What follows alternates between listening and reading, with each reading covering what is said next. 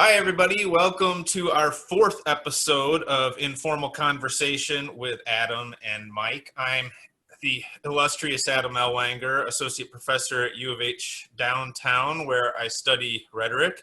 And with me, as always, is Garth. I'm sorry, Mike, Dr. Mike Duncan. With us today is an old friend of mine, Professor Jonathan Sircy, who works at Southern Wesleyan University in South Carolina. His areas of expertise, primarily British early modern literature, but I think, Jonathan, you're something of a generalist too. You have interests in a lot of different areas. And what we want to talk about today is just a little bit about the role of the Christian institution of higher education in the current context of our culture and of the culture of higher ed generally. So welcome, Jonathan. I thought I might start by with my story, as that Jonathan knows well, of getting rejected. Maybe I shouldn't name the university, at a Christian college when I was in graduate school. Jonathan and I met each other in graduate school, and I heard through another friend of ours, Steve Bellamy, who we might have to have on the show at some point, that there was a position open there. And I was 3 years into my PhD. I had just begun my dissertation, but I thought, maybe I'll apply for it because it happened to be in a town where my family lives.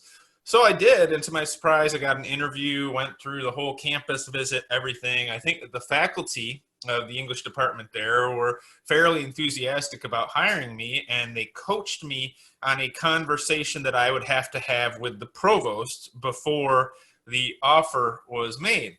Never get time. Yeah, and so in this case, at this Christian institution, the conversation obviously was going to be about Christianity. And at that time, I would have said that nominally I was Christian, but I really didn't know anything at all about the faith. Although being Adam Ellwanger, I thought I knew everything I needed to know about it. That hasn't changed. That hasn't. And so I went into the interview very confident, let's say. And the first question that I was asked by this guy was, how do you know you're going to heaven? Which kind of took me off guard because I had expected some kind of academic question or something like that. And in fact, it was a very ethereal question. And, I told him promptly, well, I don't, and I gave a lengthy explanation about why I can't know that. And I think that, at that point, right, like, and Jonathan, who's somebody who at that time was much better versed in, was always better versed in Christian conversations than I was, would have known that the proper answer to that was because Jesus Christ died for my sins and I have faith in the absolving nature of his sacrifice and I'll go to heaven. So I didn't say that. A couple days later, I got an email from the chair of the department that said that that I was a poor spiritual fit for the university as far as the provost was concerned, and that ended that. I'll say that it was a good experience for me because it allowed me to sort of prep things for a real serious job search. But I'll admit, and I think, Jonathan, you told me years later you knew people at this university very well. And the rumor on campus was that I knew absolutely nothing about the faith, which is mostly true. But I will say, I will credit that experience with sort of my further exploration of the faith and getting serious about understanding it, in part because I don't like to be made a fool of, and I was certainly made a fool of that afternoon.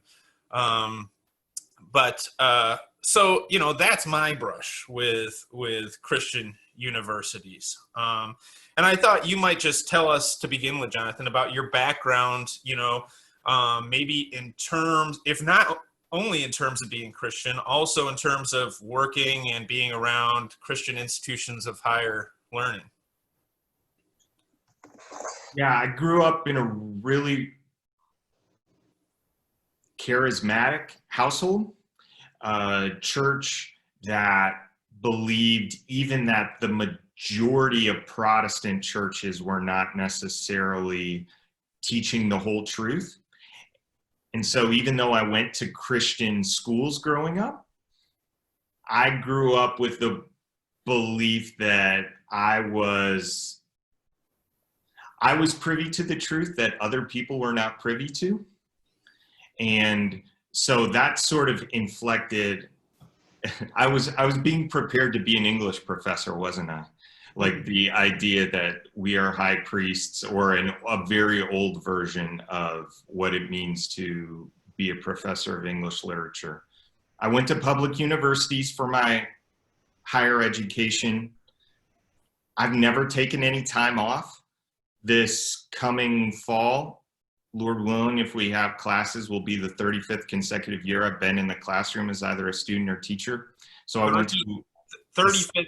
You're including like K through 12 then? Yeah. Okay. State schools in Kentucky for my undergrad and master's, state school for my PhD. So not religious institutions, after spending most of K through 12 in Christian schools. So trying to figure out how my faith related to my education is sort of like my personal arc. That's just how I related to it. When I went on the job market, there were a lot of early modern jobs at Christian schools. And that's where I had the most traction. My dissertation was about Christianity. And so I interviewed at Wheaton and at Trinity in Chicago too. And then at the school you were talking about, where I actually got the job. And I just wanted to mention, Mike, for the record, I was told by the department chair that Adam's teaching demo was the best he'd ever seen. So there was the teaching props Adam got were not forgotten, even though he didn't actually get the job. That's good to know. My experience then being at that school, so my first real job being a Christian school where I had to sign a statement of faith. It wasn't just an interview I had to go through. Part of my contract was to avow a series of statements with this school that was connected with, although not owned by, but allied with the Southern Baptist Convention. Ended up being really, really clarifying for me. You are a Methodist, right? I am. Yeah. And had joined the Methodist Church with my wife, who was a lifelong Methodist, in 2009. I joined this school in 2011. Yeah, I mean, I couldn't have told you that. So this is a Southern Baptist school, but at the faculty level, it's ecumenically Protestant. At the student level, where there's no statement of faith required for students, they have to go to chapel and they have to take Old Testament and New Testament courses. There was no uniformity of faith at all. Atheists sitting next to like hardcore fundamentalist homeschool believers. So the student body was different than the faculty, and then the administration, because it was a Southern Baptist school, you basically had to be going to a Southern Baptist church. So even within the university, it felt like there was diversity, where from the outside, we were in Charleston, South Carolina, people talked about the school like it was one uniform thing. Inside, it felt very different than that. Here was my major realization. My major realization is that I, first and foremost, as a graduate student, wanted to appear smart. One way to appear smart was to be able to talk theory talk. And the way I met Adam, or knew of Adam, is we took a class on Deleuze together in 2006. And Deleuze was a central part of my dissertation. If you know anything about Deleuze, there's not a whole lot of people doing hybrid Deleuze Christian stuff. That's because it's really, really hard to do that, if not impossible. And in general, my error was to sort of have a professional scholarly existence that could be conversant with hot topic theory and sound really smart, and then have my private faith, like always went to church on Sunday, really felt committed to being a member of a church. When I got my job, I realized I had to write a statement of faith as part of my job application at these different places. And I had to put into words what I believed about God, the Bible, how I thought that affected my method of teaching. And what I found out is, as I became a professional, I was being a hypocrite a lot of times, and being at Charleston Southern allowed me, not because the culture necessarily forced me to be a hypocrite Christian, but allowed me to sort of grow into a more responsible scholar, teacher, disciple in a way that I could not have. So I had one other campus visit during that job sequence. It was at Wisconsin Parkside, like halfway between Milwaukee and Chicago, state school. And it was a sliding doors moment. It was good for my marriage, for my faith, for my professional life, that I ended up getting the job I got at Charleston Southern rather than at Wisconsin Parkside. Because once my professional identity and tenure requirements depended on me being the super smart, theoretically informed dude, I would have, at that point in 2011, so desirous was I of a job, I would have sold out a whole host of things. So I'm very, very glad I ended up where I did.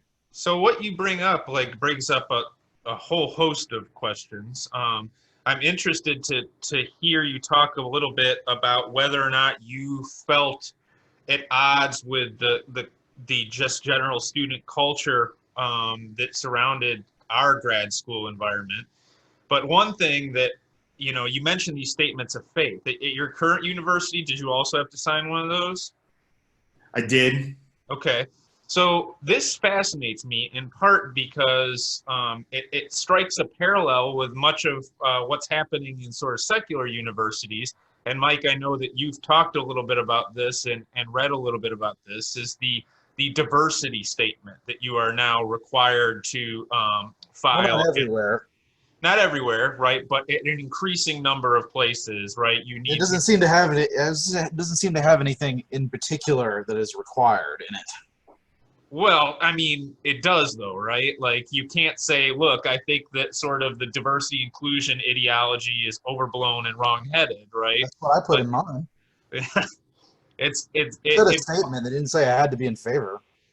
Well, I mean, that's what it is. Like I suppose you could write that letter, but you wouldn't get the job, right? These are sort of documentations of your fealty, But it's interesting, like in the sense that sort of these statements of faith have been around on Christian campuses for a long time, but now the sort of the faith of sort of woke progressivism is adopting some of the motions and gestures in higher ed that have been prevalent in Christian schools. Yeah, I mean there's an academic rhetorical, I'm sure somebody could write about the rhetoric of faith statements. It definitely feels like, if I talk with graduate students now about applying to Christian schools. So I had a conversation a couple weeks ago with somebody who wants to apply for a job at my former employer. And I said, is there anything in the faith statement you're worried about? Is there anything that you feel uncomfortable talking about? It feels like, because I grew up in church culture, I was well versed in that language, and I, probably in a bad way, I could slip into that talk really easily. I think that's why my job letters had more traction with those colleges, because I sort of knew that language already. And it sounds like, Adam, that's what you feel like's going down with diversity statements too. No, absolutely. I mean, I think that that's what's going down with it, and we could talk about that in more detail. But I think the interesting thing is at bottom, they're the same type of statement in terms of professing fidelity to certain ideas or beliefs, and that gesture of your fidelity gets scrutinized. Like you said, did you make the right moves? Can you speak the language that we expect you to speak? Mike, Right. what do you think? Yeah, I would agree that they are sort of purity tests to a certain extent, but they're also proof of nothing. Right. They're just statements. I mean, I have no problem with universities requiring them, as long as the people who sign them understand what they're getting into. I wonder if they know though, and that's a Well, that's separate. what I just said. Yeah. Right. I mean, my concern with the diversity statement is that what it actually is an artifact that will then hang over your professional head for years, right? So that the exact Well, it's moment, a tool to fire you later. right? And so it's like, it's not enough just to like sign it. It's like the moment that you deviate from those principles in the eyes of the students or administration or faculty, then we say, well, look, you were hired under false pretenses. You said this, you did that. Goodbye. Well, I think, yeah, that's really smart. So if you don't know the case, you should look at what happened at Wheaton College, which is as academically rigorous as a private Christian liberal arts university can be. Tell us what happened, because I'm not familiar. Political science professor wore a Muslim garment into class and declared solidarity with Muslim students and said that they serve the same God without necessarily whitewashing the difference between Islam and Christianity, and did not have her contract renewed. So you can find tons of news articles on this, and actually PBS made a documentary about it that came out last year. And I already feel like my knowledge of that is surface level. So if you're interested in that, you should check it out, because there's news sources with way more nuance than I just gave it. Here's what I will testify to, because I'm not just an employee at Southern Wesleyan, my wife is too. And my wife was an employee with me at Charleston Southern. My wife's religious upbringing, very different than mine. Something that I learned in that Deleuze class, Adam, was the idea of acclimating to something or having an allergy to something. I will say that being at an institution of higher education that's specifically Christian can be an allergy for some people, even self-identified believers. So that there were elements of a Southern Baptist affiliated institution that made my wife break out in hives, metaphorically, because there was a paranoia the school's Christian vibe would give.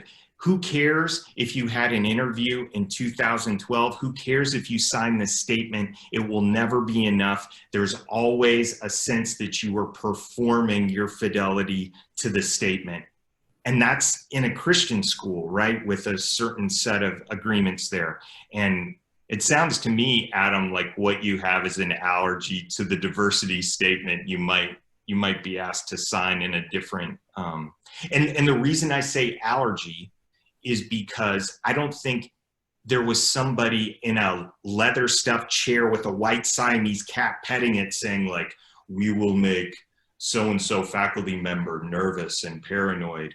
I don't think it was intentional in that way, but the entire vibe of the university just put religious pollen in the air that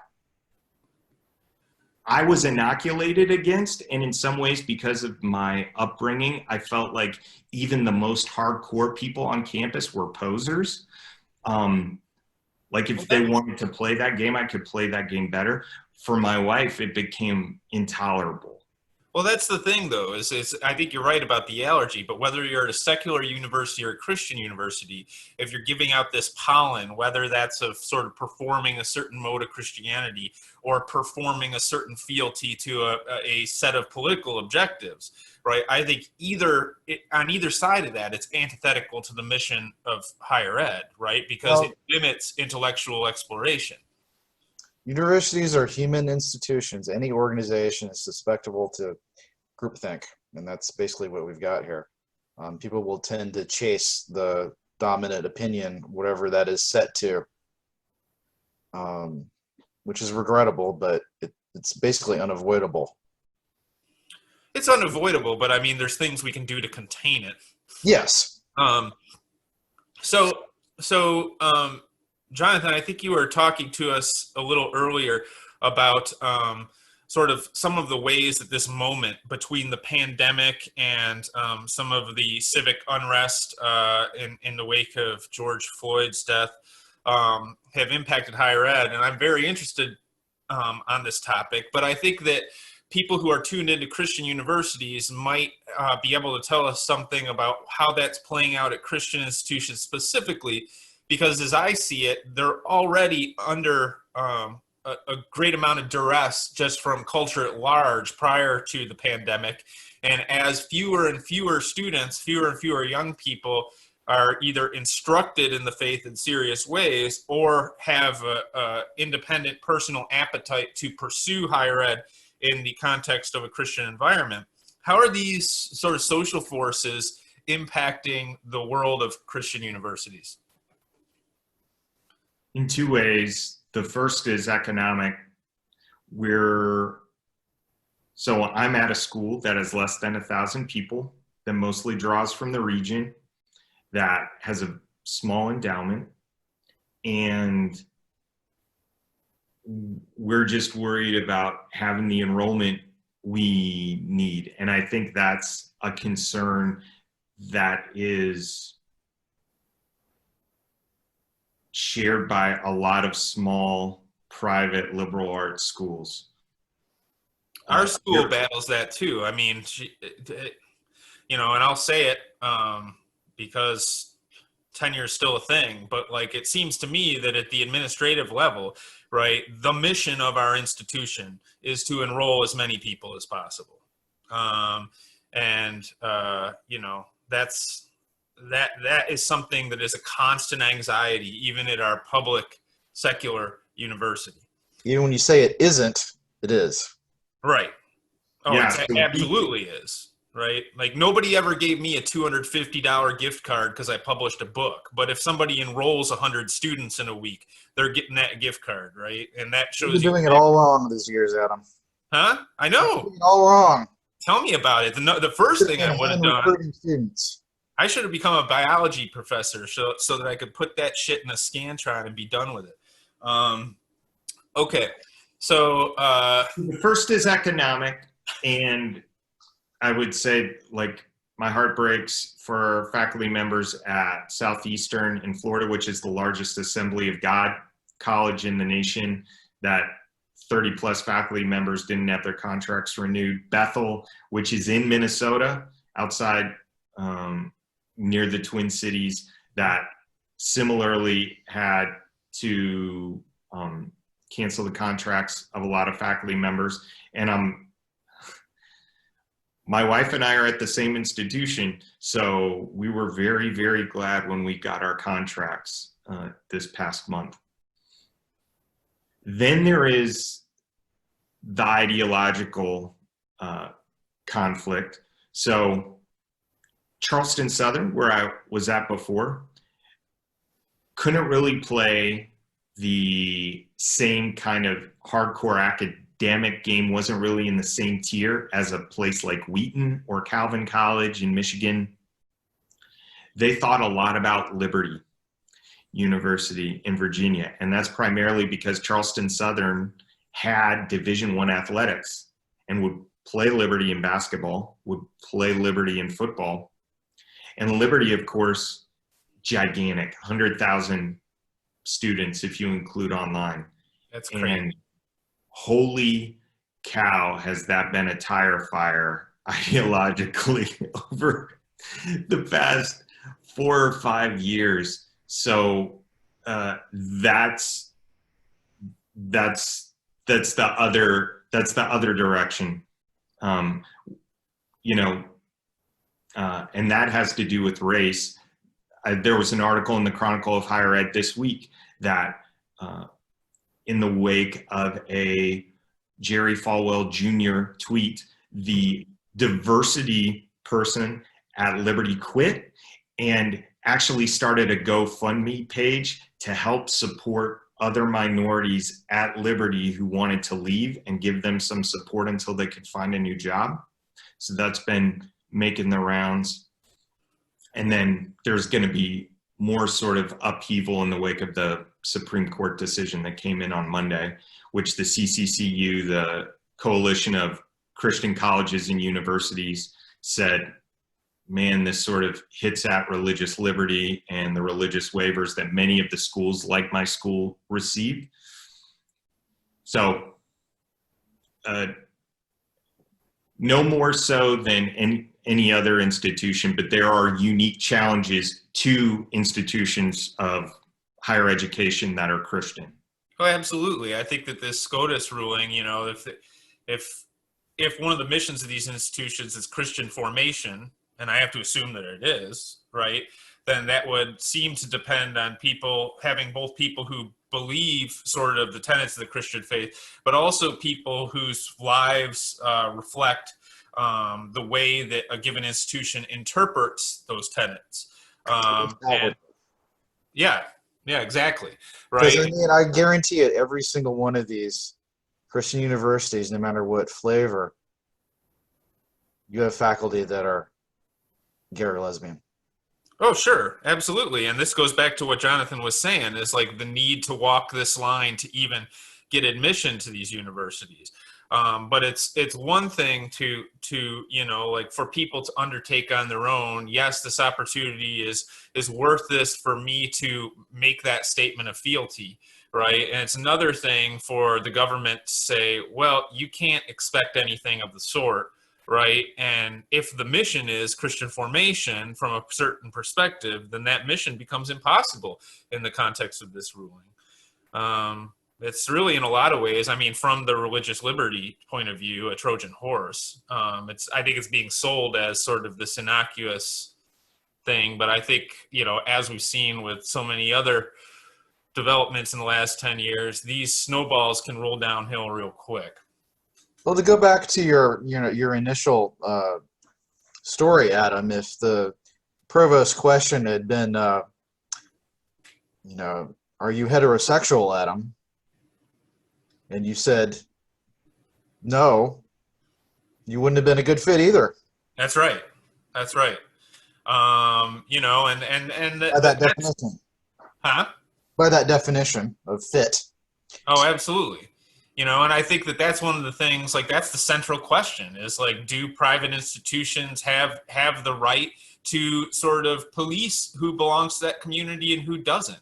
And whether that's on the grounds of sexuality, one's faith, one's political orientation, those to me are all of equal merit, right? That no one is more critical than another, right? At least in the eyes of society, or at least that's how it should be in the eyes of society.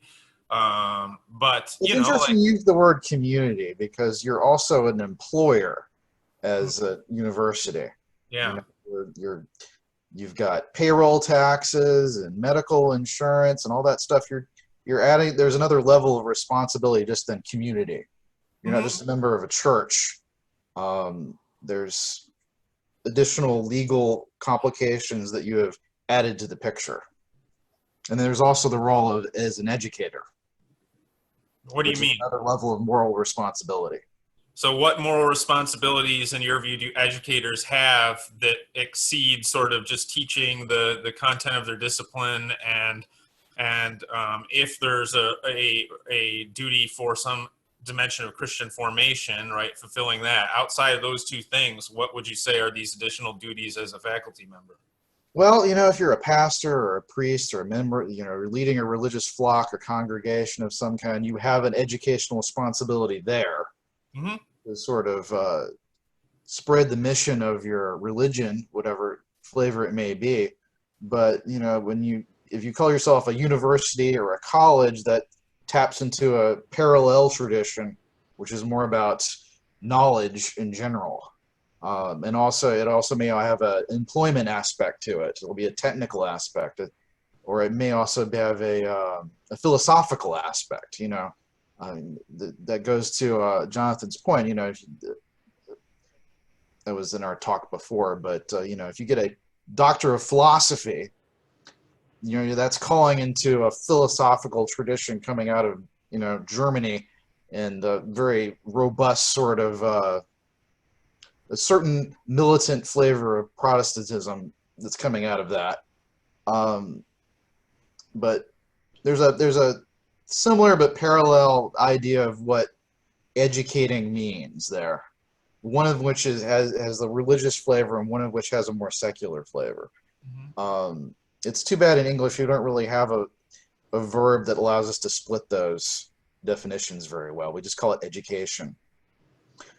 Yeah, John Milton, Treatise of Education, says that the purpose of education is essentially to correct what the fall messed up so that we know God correctly.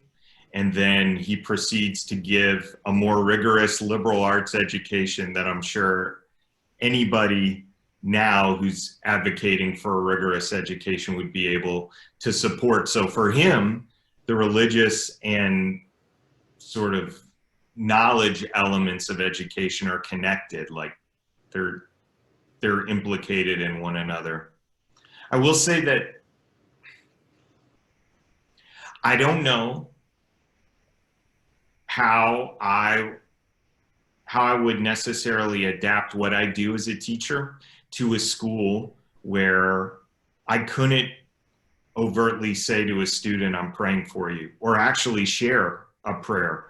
In the past couple months, my contact with students has largely been individual, via text, via phone calls, emails, and I'm not sure that half of my students are believers, but I've been able to share prayers with them in a way that if I were down the road at Clemson University, which is the local state school, I wouldn't have been able to do. And I have come to believe that education is like, there are buzzwords. I'd be interested to hear what the buzzwords are where you're at, but around here, discipleship is a huge buzzword. And essentially, the Greek word for disciple is just student. There is a deep connection between learning that's talked about in a religious context, in a Christian context as discipleship, and actually what we do with our students in the classroom when I'm teaching them. And being able to see that connection is something I've had the privilege to be able to do because I've worked at Christian institutions. I'm not sure I would have been able to think about learning in that way had I gone to a secular institution. And I'm not saying that's exigency for having Christian higher education. I know I feel blessed to have been able to discover that and see that, and that the relationships I've had with students that have mattered most to me have been both educational and religious at the same time, which is an amazing thing. And so here's the part I've been ruminating on. I am blessed to have what I feel is my calling, which is teaching primarily, unlike you two gentlemen who are scholars as well as teachers. I think I'm a really good teacher. I have been a good teacher, and I have been in a position to have my calling also be my occupation, which is super rare in the history of the world to have the thing that you're really good at doing also be the thing you love to do and that you get to make money doing. And the field that you called to do. Yes. Which I would put a religious inflection on. And I'm not certain that that's going to be the case in 5-10 years post-COVID, post other societal changes. So go ahead. No, that's it. That's where I'm at. That's what I'm thank you for saying that. I thought that was a very eloquent way of putting it. I'll say this, like, you know, I think you kind of touched on, you said, I'm not sure that I could do this kind of work if I were in sort of a secular public institution. And it's an interesting question. I mean, I'll say this, like, I do tell my students I'm praying for them, if I am, right? And I think that your gut is like mine, right? Where it's like that somehow this is something I shouldn't say, right? But there's nothing that precludes me saying that in a public secular institution. Now it's possible I run the risk of that student saying, "Don't pray for me. What's the matter with you?" Right? And they have every right to do that. But this idea that me telling somebody that I'm praying for them is some kind of microaggression that isn't guaranteed by free speech is nuts. Now I will say that, you know, like there is this battle that happens. Two of our colleagues, this was many years ago now, but two of our colleagues, I was having a conversation with them about particular religious ceremonies for Ash Wednesday that were being carried out on campus. And these two colleagues were very upset about that, right? They said that, you know, like there shouldn't be prayer or religious ceremonies on campus because it's a public institution and it's public space, right? And I was rather taken aback by that. I was like, you know, nowhere does it say that public space can't be used for this, right? Like people could do what they want in public space. You know, similarly, we had, and Mike, I think this was one of your graduate students and mine, right? We had a thing where some faculty members were upset because they came into our faculty lounge and found a graduate student in there praying. And at that point, a missive went out among the graduate students to the faculty. The faculty lounge is not for praying, and that if you want to pray, there are other places on campus, but don't do it in there. I assume the reason you can't do it in there is because it's triggering faculty members. But, you know, I don't know. I was unaware of that incident. Yeah. And, you know, if we're talking about, I'm not going to say the student's name right now, but we can. And I will say this student was not a Christian. You know, this was an adherent of another faith. But we're talking about quiet prayer, right? And I'm not exactly sure where the right to move it out of the faculty lounge derives from. I think it's generally a perception that that's just not supposed to happen here, that's enough to justify. Well, I think it's about association. You know, the First Amendment has a strange relationship between the freedom of religion and the freedom of speech, and that they kind of combat each other. You know, you can practice any religion you want, but so can everyone else. And you can promote your religion as much as you want, but you're also in competition with all the others. And that has consequences for federal law. So if, you know, state money goes into an institution like UHD, and that's about half our budget, we have to be very careful. Here's our purity statement. We have to be very careful to see that we're not promoting any religion in particular. At an institutional level. Yes. And that so, like, includes public spaces within the university.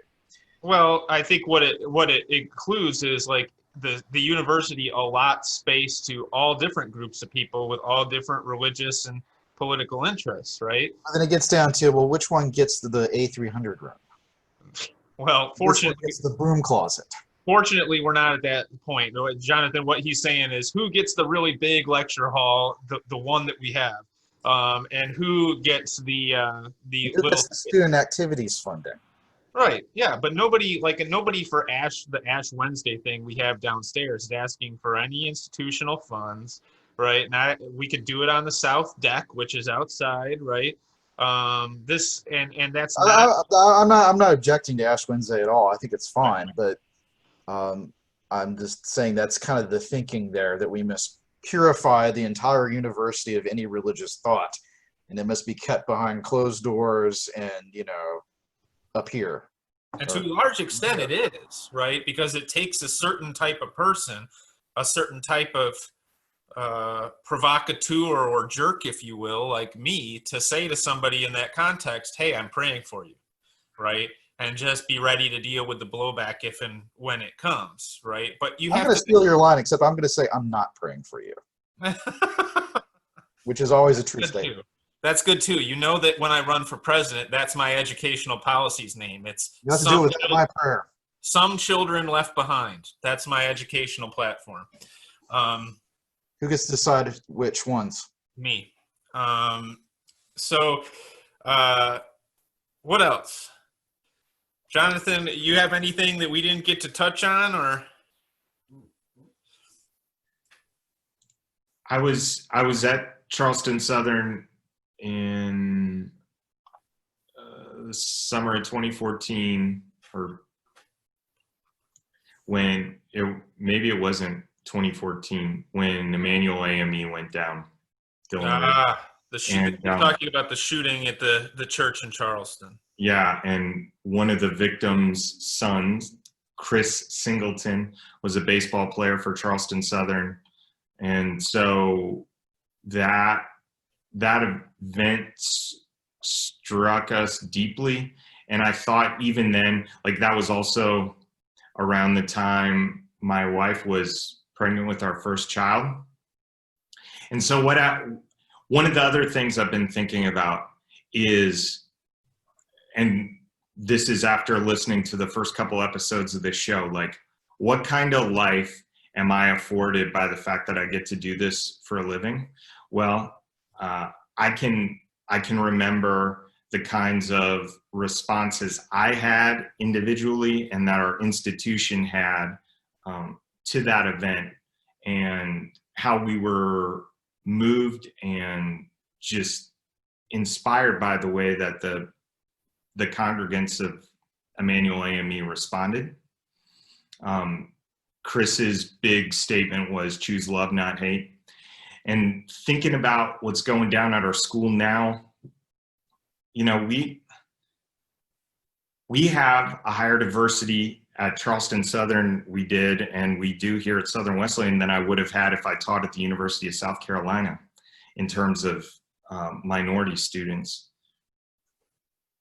I'm at a place where I know I've got colleagues, I've got students that I can reach out to, not just in sort of like solidarity, but in sort of faith support.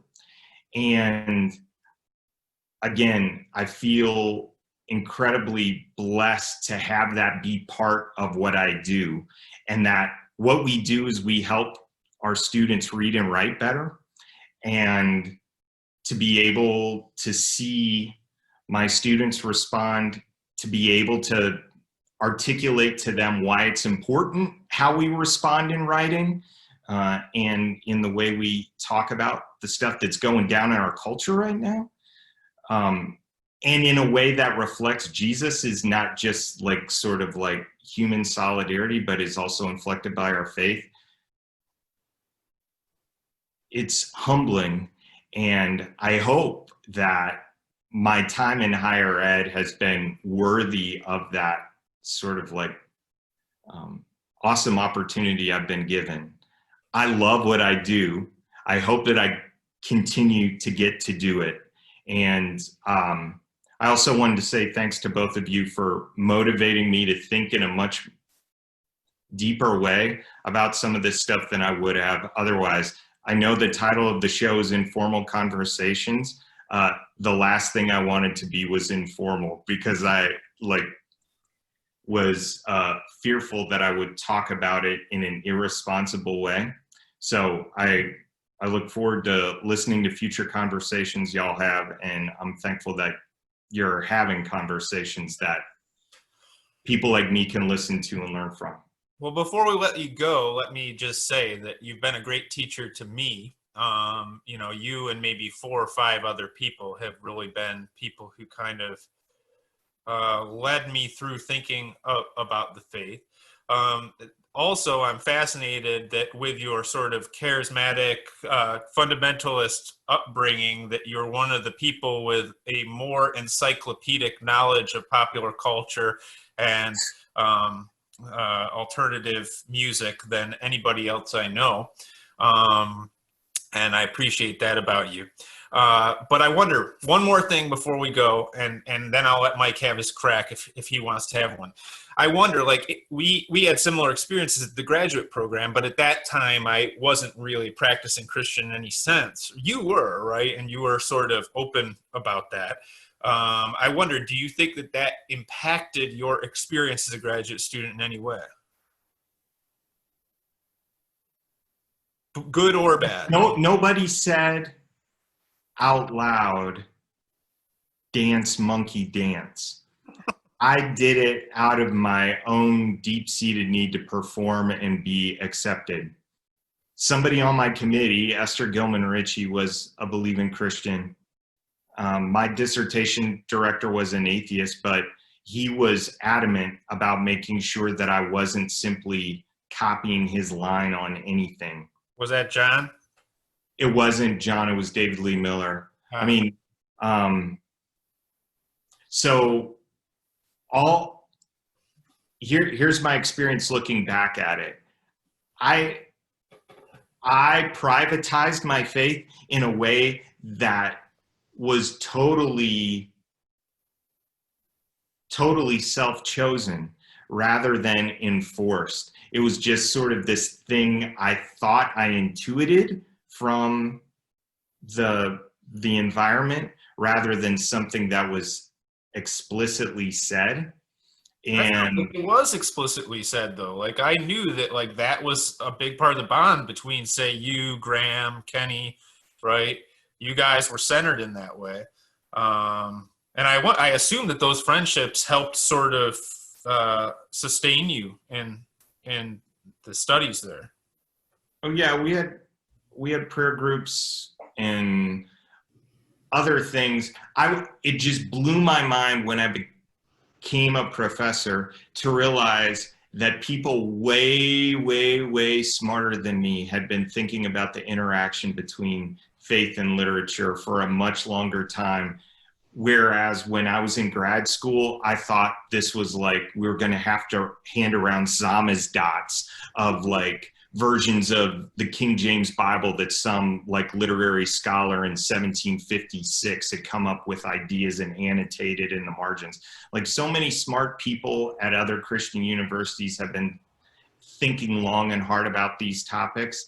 And I wish I would have sought them out rather than feeling like I was the first or only one to have those concerns. Interesting. It just wasn't true. Mike, you got anything else? Can I ask one more question? You have time? Yeah. I wanted to return, to the question of hiring again. This Supreme Court rulings, I can see that it's going to cause some consternation across the nation. I don't think it'll cause much ado at the typical state school. I don't think UHD will even blink. No. But for outwardly Christian identifying colleges that may or may not cause a problem, or at least will. I don't think it would necessarily cause a rethinking of hiring practices. It may cause a rethinking of the procedure. What do you see like a trend or like what do you think will be the result a year from now?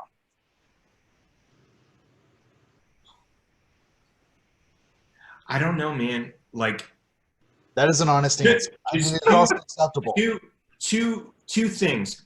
One is just like a fun little anecdote. So my wife got a job here at Southern Wesleyan. I was still at Charleston Southern and looking for a job. I applied to a job at Gardner-Webb, which is a Christian school in North Carolina. By mistake, the person who was contacting us about the status of the job search did not blind carbon copy, but simply replied all. So we were able to see how many people applied for that position. Ooh. 150 with email addresses from every single Ivy League school, tons of great public universities, Berkeley, UVA, right? And then there's me with my little Charleston Southern University. So if there's a job to be had at a decent school, there's lots of applicants. On the other hand, experientially, I know of positions at Charleston Southern or here at Southern Wesleyan where it feels like there's a dearth of quality applicants. And that could be because people self-select and sort of see like, oh, you've got to have a kind of religious fidelity there that I'm not willing to sacrifice my own personal principles for just to have a job. So I can see that being, I see more and more people having PhDs and wanting jobs. And at least in my experience, what's great about a Christian school is there's a focus on teaching as opposed to scholarship. My requirements for tenure are not Mike, yours, or Adam, yours. Ours are pretty modest. And so, and ours make yours seem terribly robust. Now, there is a economic uncertainty to being at our kind of institution, right? But there is something about the vibe, private liberal arts, focus on teaching that in the abstract would draw applicants. I don't know if the need for a job will run into the religious propriety requirement, but there's a whole lot of jobs in very few places to get them. One possibility I was thinking of. Go ahead. No, that's it. One possibility I was thinking of this could play out is that there'll be enough simply to avoid the inevitable litigation that statement that you were asked to sign and that Adam would have been asked to sign will have to be greatly watered down or will simply disappear. While the diversity statements at secular universities persist and expand? Yes. I know, the nightmare scenario. That's just one way it might play out. But I think there are enough lawyers out there that it would play out in some other fashion. Well, speaking of playing out, one thing that the three of us also have in common is an enjoyment and an appreciation for playing and performing music. So I'd like you guys to join me.